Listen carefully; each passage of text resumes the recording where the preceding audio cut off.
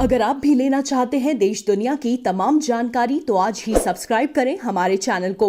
साथ ही नीचे दिए बेल आइकन को जरूर दबाएं ताकि हर अपडेट आप तक पहुंच सके।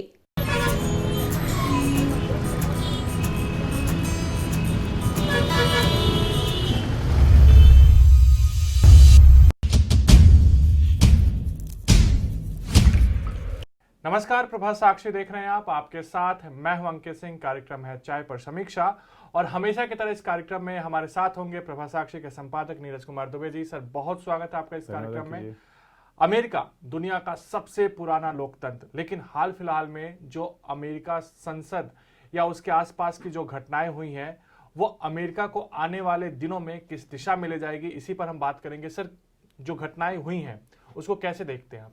देखिए, ये एक तरह से जो लोकतंत्र पे जो भी लोग विश्वास करते हैं, सिर्फ अमेरिका की बात नहीं करें, पूरे विश्व की बात करें तो उनके लिए काले दिन के समान था।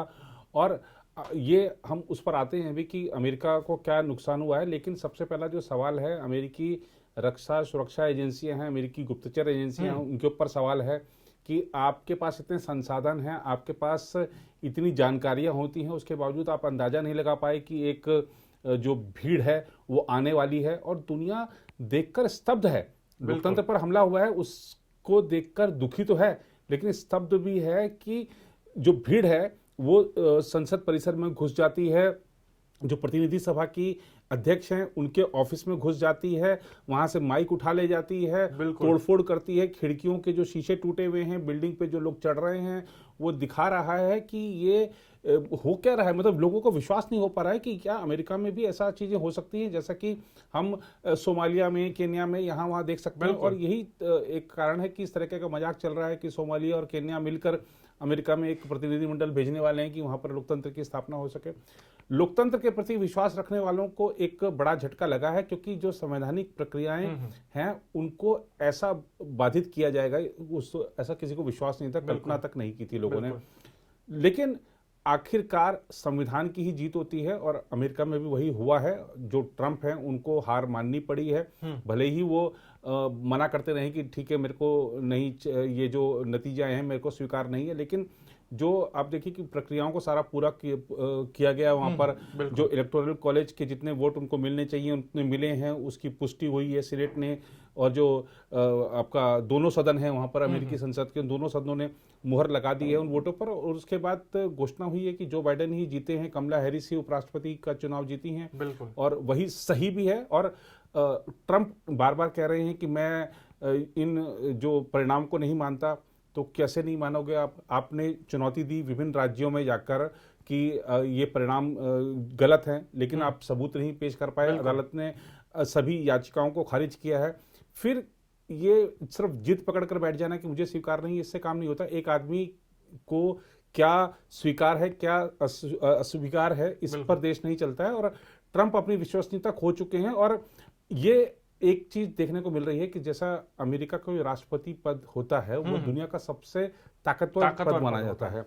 उस पर 4 साल तक उन्होंने राज किया और उस ताकतवर नेता के रूप में स्थापित भी रहे, इसमें कहीं कोई दो राय नहीं। लेकिन जाते जाते जिस तरीके की वो छीछालेदर करके गए हैं अमेरिकी राष्ट्रपति पद की, खासतौर पर पूरी दुनिया में एक अमेरिकी लोकतंत्र की जो छवि उन्होंने खराब की है, जो धब्बा लगाया है, वो इतिहास में दर्ज हो गया है। जो अमेरिका की गृह युद्ध की बात करें, 250 साल से ज़्यादा पहले जो हुआ था, उसके बाद इस तरीके का परिदृश्य वहाँ पर देखने को मिला है, जो निश्चित ही चिंताजनक है। लेकिन जनता आखिर मालिक होती है और वही वहाँ पर अमेरिका में भी हो रहा है। तो जो लोकतंत्र में विश्वास रखते हैं उनको झटका जरूर लगा है, लेकिन ये एक जो घटनाक्रम था उसने बहुत से लोगों को सीख भी दी है। बिल्कुल। अब जो बाइडेन आ रहे हैं, 20 तारीख को शपथ लेंगे, उनके सामने बहुत सारी चुनौतियां हैं। अब आप देखिए कि यूनाइटेड स्टेट्स कहने के लिए है, लेकिन इस समय डिवाइडेड स्टेट्स नजर आ रहा है, क्योंकि जो भीड़ है दो पार्टियों का वहां भी है। और खासतौर पे अगर हम चुनाव परिणाम को देखें तो बहुत शानदार विजय नहीं रही है जो बाइडेन की भी। करीबी मुकाबला था, कांटे की टक्कर थी। और जिस तरीके से ट्रंप समर्थकों का जो व्यवहार हुआ है उससे साफ है कि अमेरिका इस समय विभाजित है। देश को एकजुट करना जो बाइडेन के लिए सबसे बड़ी चुनौती होगी। अर्थव्यवस्था जो बिल्कुल धरातल पर जा पहुंची है उसको उठाना। आप देखिए कोरोना वायरस का वहां पर जो आउटब्रेक है संभले नहीं संभल रहा है, एक एक दिन में 2.5 लाख मामले आ रहे हैं, तो ये सब उनको हालात को काबू में करना पड़ेगा।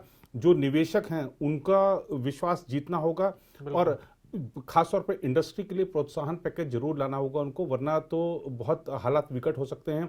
विदेशों के साथ जो ट्रंप ने संबंध बिगाड़े अपने अड़ियल रवैये से, अपने जो कह सकते हैं वहां पे कि नियमों के विपरीत जाके जो वक्तव्य दिए उन्होंने, उन सबको ठीक से करना होगा, वापस पटरी पर लाना होगा। तो बहुत कुछ ये 4 साल का कार्यकाल जो बाइडेन को जो मिला है बहुत कम, बहुत ये 4 साल तो उनमें से अधिकांश समय तो उनको ट्रंप की गलतियों को सुधारने में जाने वाला है। तो ये तो एक बड़ी चुनौती है जो बाइडेन के लिए। लेकिन सर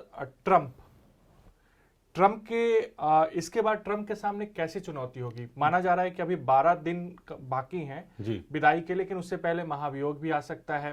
अगर जो बाइडेन अगर राष्ट्रपति बनते हैं उसके बाद हो सकता है उन पे कार्रवाई भी की जा सकती है। तो तमाम जो चीजें हैं ट्रंप के साथ भी दिक्कतें होने वाली हैं। बिल्कुल होने वाली हैं। अब आप देखिए कि एक महाभियोग उनके पास पहले भी आ चुका है 2019 में, दूसरा महाभियोग आता है तो वो ऐसे राष्ट्रपति हो जाएंगे 2-2 महाभियोग का सामना करने वाले, और पारी से पहले आउट होते हैं उनको महाभियोग लाकर अगर हटाया जाता है तो ये एक इतिहास में ऐसे नेता के रूप में दर्ज हो जाएंगे। जैसे अब अमेरिकी राष्ट्रपति को बोला जाता है अंकल सैम, तो ये अंकल शेम होने वाले हैं डोनाल्ड ट्रंप। और अगर हम देखें जो देखिए अमेरिका का जो प्रशासन तंत्र है, चाहे वर्तमान हो चाहे आने वाला हो, ये एक संदेश देना चाहेगा पूरी दुनिया को कि जिसने ऐसी हिमाकत की थी लोकतंत्र पर हमला करने की, उसको कड़ा सबक सिखाया गया है।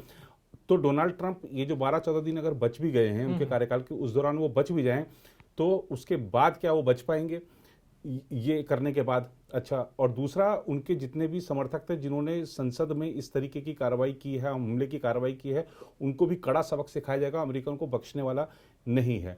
इसके अलावा ट्रंप ने अगर इस हिंसा को बढ़ावा दिया है, कोई सबूत मिलते हैं तो उनके ऊपर भी बहुत तगड़ी कार्रवाई की जाएगी, जैसा लग भी रहा है। वहां के सांसदों ने जो महाभियोग की कार्रवाई की है, उन पर केस चलाने की जो बात की है, तो एक कड़ा संदेश अमेरिका दुनिया को देने वाला है। दूसरा, ट्रंप अपने बिजनेस का भी नुकसान कर चुके हैं। आप देखिए कि विभिन्न देशों में जो ट्रंप टावर्स में लोग बड़े शान के साथ रहते हैं कि ये डोनाल्ड ट्रंप का टावर है, हालांकि वो खाली फ्रेंचाइजी देते हैं, लेकिन एक काफी उसको प्रतिष्ठा माना जाता है कि भाई हम वहां पर रहते हैं। तो अब अपने एक ब्रांड नेम की जो वैल्यू उन्होंने गिरा दी है, अमेरिकी राष्ट्रपति पद की तो गिराई है, अपने ब्रांड वैल्यू भी उन्होंने गिरा दी है।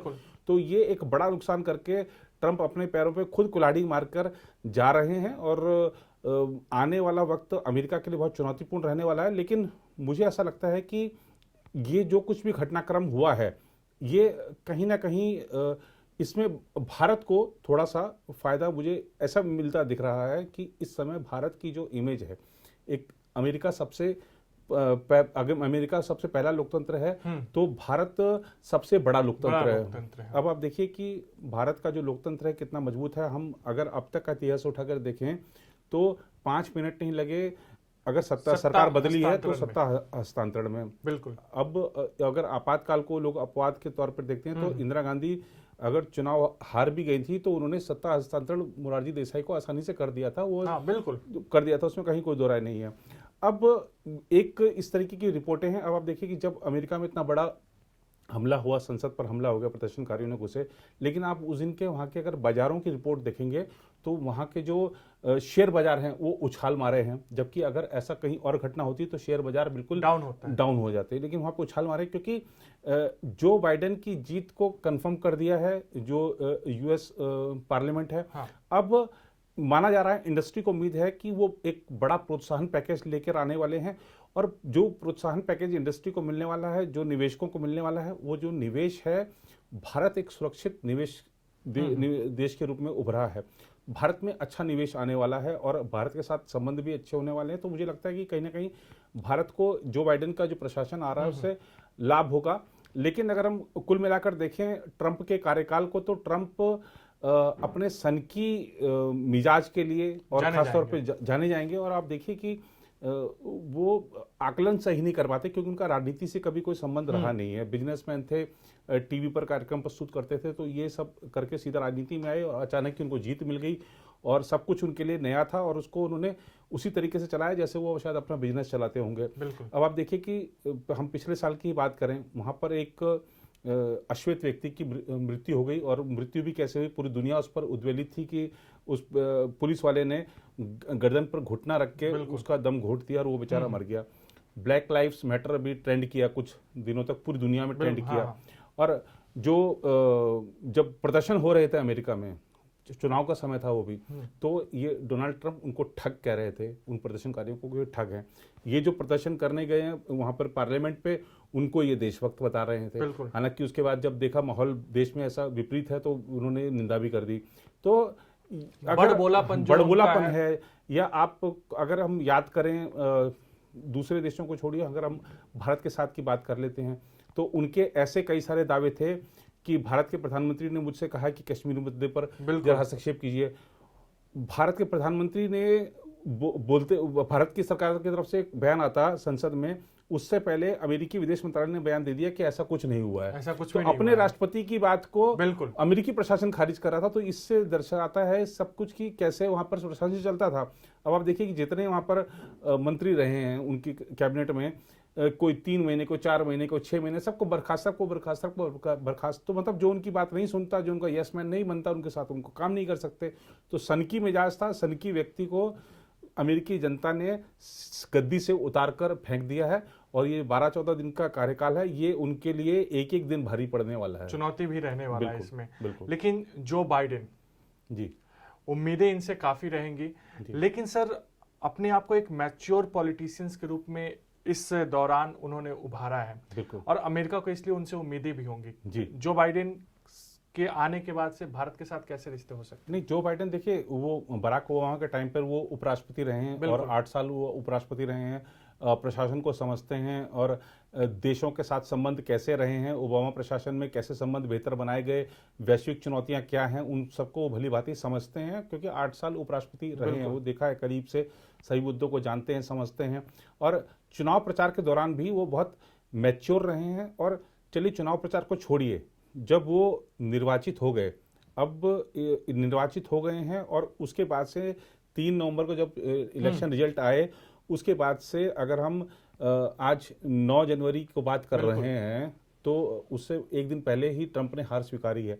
लेकिन इस दौरान तक भी जो बाइडेन का जो व्यवहार रहा है, वो गौर करिए कि अगर सौम्य रहा है, और वो देख रहे हैं कि सामने वाला हार मानने को स्वीकार नहीं है, गद्दी छोड़ने को स्वीकार नहीं है, उसको व्हाइट हाउस से बाहर निकलने को तैयार नहीं है, लेकिन वो संयमित हैं क्योंकि उनको संविधान पर विश्वास है, कानून पर विश्वास है, लोकतंत्र पर विश्वास है, अपनी जो संवैधानिक संस्थान पर विश्वास है कि जो जनता ने चुना है वही होने वाला है। तो एक जो संवैधानिक संस्थाओं पर विश्वास रखने वाले व्यक्ति के रूप में उनकी जो छवि इस दौरान मैं ज्यादा समझता हूं कि जब वरना आप देखिए कि कोई सामने वाला अगर कह दे कि भैया मैं तो हार मानने को तैयार नहीं हूं, तो इधर वाला भी द्वेलित हो जाता है, घबराहट से होने लगती है, घबराहट में कुछ वो गलत बोल जाता है जिसको भारी पड़ जाए। लेकिन बहुत संयमित व्यवहार दिखाया, और ये एक परिपक्व राजनेता की निशानी है, दिखाता है कि 8 साल जो उन्होंने काम किया है बराक ओबामा के साथ, तो बहुत कुछ सीखा है। तो मैं एक परिपक्व नेता के रूप में देखता हूं, और जैसा कि चुनौतियों को समझते हैं, समस्याओं को समझते हैं वैश्विक, और जो बाइडेन की ने कहा भी है कि जैसे अगर हम पेरिस जलवायु समझौते की बात करें, जिससे डोनाल्ड ट्रंप बाहर चले गए थे, या WHO से अमेरिका बाहर चला गया था, तो ऐसी बहुत सारी चीज़ों को वो ठीक करने वाले। तो जब चर्चा करी हमने कि उनका अधिकांश जो समय है वो डोनाल्ड ट्रंप की गलतियों को सुधारने में लगने वाला है। बिल्कुल। तो अब यही देखना होगा कि आने वाले दिनों में अमेरिका किस ओर जाता है, वहां की राजनीति कैसी होती है, और इन तमाम खबरों को प्रभा साक्षी आपको पल पल बताएगा। फिलहाल आज के चाय पर समीक्षा में बस इतना ही। आपको यह कार्यक्रम कैसा लगा हमें कमेंट बॉक्स में जरूर बताइएगा।